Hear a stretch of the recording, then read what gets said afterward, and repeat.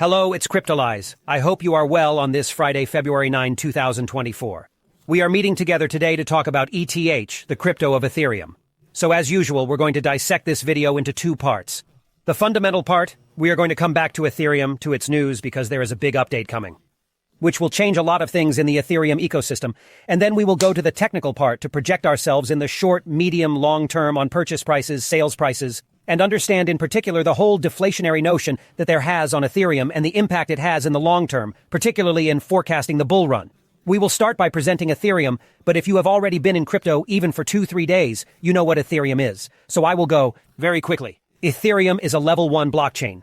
It is the second largest blockchain in existence. It is the one that invented the notion of programmability. Without it, there would be no NFT. There would not really be a smart contract as we currently know them. They are the ones who invented many industry surveys. And they notably invented Solidity, which is the language used for the design of smart contracts. Smart contract being an intelligent contract which aims to be decentralized and which will automate actions. For example, determining if an action will be carried out based on certain conditions, and this in a completely native way, and integrated into the blockchain so that it is decentralized without there being any action being carried out. And that's the big strength. Alongside these smart contracts, they invented an evolution of smart contracts like NFTs, like solvent tokens, which are pieces of code that allow you to have an instantiation of something. It is important to understand that crypto is originally fungible. What does it mean? That means it can be replaced. One ETH is equal to another ETH. It's the same thing. And on the side, they suddenly invented a smart contract called NFTs, non-fungible tokens, which are precisely the opposite. These are tokens that are unique and in which they can be traced, and one token is equal and different from the other. So it's totally different, and they really went into this notion of pure creation of the main industry standards. So we owe a lot of things to Ethereum, and we still owe a lot of things to Ethereum because it continues to evolve. So Ethereum is also two things. It is the notion of ultrasound money. You have to understand that there was something very important that happened called the merge. We went from proof of work in which we had a validation mechanism and a consensus which was based on proof of work to proof of stake. And this was carried out in September, which was very important in 2022, in which we had an impact and a dramatic change in design of the tokenomics of Ethereum. We need to understand the impact it has. This is because we moved from a currency that is deflationary, a currency that was hyperinflationary, to a currency that is deflationary. For example, since the merge, so since 500 days, we have burned 340 Ether. On this you will tell me, yeah, but it's not a big deal, I agree with you. But if we had stayed in proof of work, we would have generated 5300 Ether. So that means that we prevented the generation of 5300 Ether, and on top of that, we burned 349 Ether. So we find ourselves on an asset which is deflationary, in which we will have a concentration of value. And that's the strength of the merge, is that through this, the more the token is used, the more the blockchain is used, the more we will have a protocol that will be deflationary. And this is what also allows us to have a real concentration of currency. Besides, we really also have an awareness of the importance of the blockchain and of Ethereum in the blockchain. We see that we have 25. I'm going to find it because they changed the table not long ago. 25 of the ethers, which are locked, which are stacked, which are used for the validation of Ethereum. And when we look at on-chain, so it's that we do analysis purely on the statistics which are accessible to everyone, we see that the majority of the prices of people who are blocked are between 1,500 and 2,000. And to be a little more precise, she's really more in the 2,000. So this means that on average, people who have locked their ethers, who are blocked, who recover 3354 annually, have approximately a purchase average of 2,000 at the ETH level. So it actually gives you a lot of information to understand how it works. And that's also the big strength of Ethereum, is that everything is transparent. There is a very large community which makes it possible to build these tools, and which allows us to have visibility.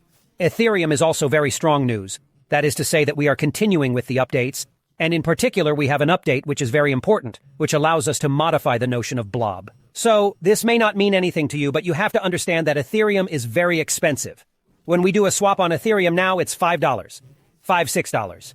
You say yes, it's not that expensive. Yes, but in bullrun plan, I can tell you that it will be between $100, $150, $200 to just do a swap. So it's going to hurt very, very badly because what costs is its network congestion. But not only that, it's also going to be the storage of information. The more information we need to store, the more expensive it will be. And this is one of the reasons why layers 2, which are the scalability layer of Ethereum, because Ethereum is a fundamental layer and decided to grow, to implement scalability through layers 2 and layers 3, means other protocols which are built on top and which validate their transactions themselves and which register in Ethereum the proof of validation of these transactions. And currently the complexity is that we have to register everything on the blockchain, and therefore obviously it is very expensive. Very expensive for these layer 2s to do it. Really very expensive. And that's why layer 2s like Optimism, Arbitrum, or any other ZK which can run, or Optimism which could run, we end up with transaction fees between 0.90 centimes, 1.15, or even sometimes 2, which is too expensive for the notion of scalability because we are not yet in bullrun. So we do not yet have saturation, and the implementation of the blobs will allow to drastically lower transaction fees at a few cents, and this is what we want at the level of Ethereum. And this is the evolution of Ethereum desired by Vitalik Buterin, and which is very important for the future. Ethereum must be the security layer, must be layer 2 standards, and alongside we must have an ecosystem that is built around it with scalability, with use cases, and this is really the basic to be able to have mass adoption. You need something that is decentralized, that is resilient, that is innovative, and that continues to offer scalability and consistent pleasure of use. It must be simple, effective to use. We must not have any difficulties. That's why there is also the notion of account extraction which will arrive, which allows you to have an account, to have a wallet without asking the question of the site fees, without asking a lot of questions, and that also happens in Ethereum. And it's really very important for the future. In terms of the technical part, Ethereum is really something that performs, which also performs compared to Bitcoin.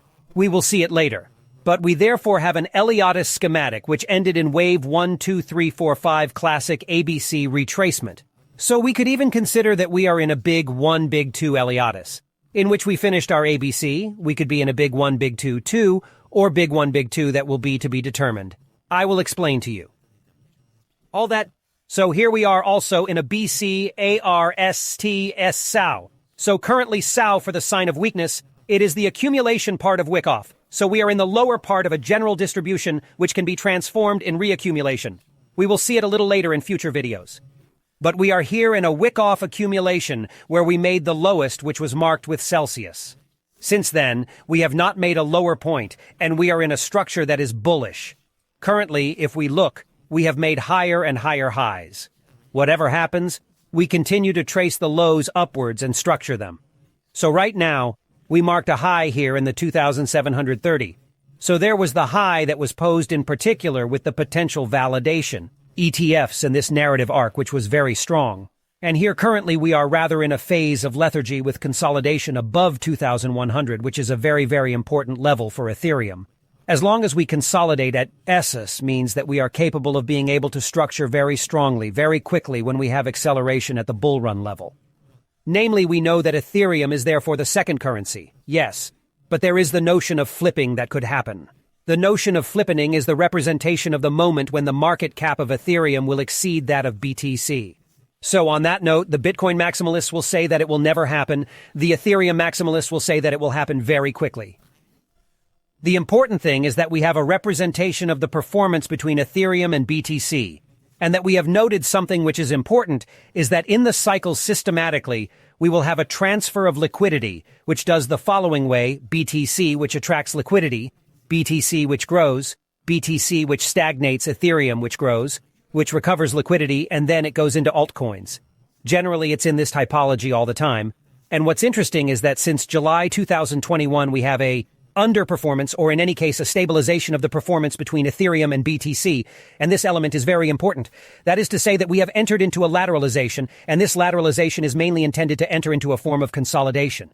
We see that we are maintaining the levels very strongly, so that means that we are not breaking, but we have already been at a support level for several months. We see 1 month, 2 months, 3 months, 4 months, 5 months. 5 months is long, and when we look at October, where there was the outperformance of BTC, we see that Ethereum was underperforming on it, so that implies that we did not have a transfer of liquidity as we had used to seeing it.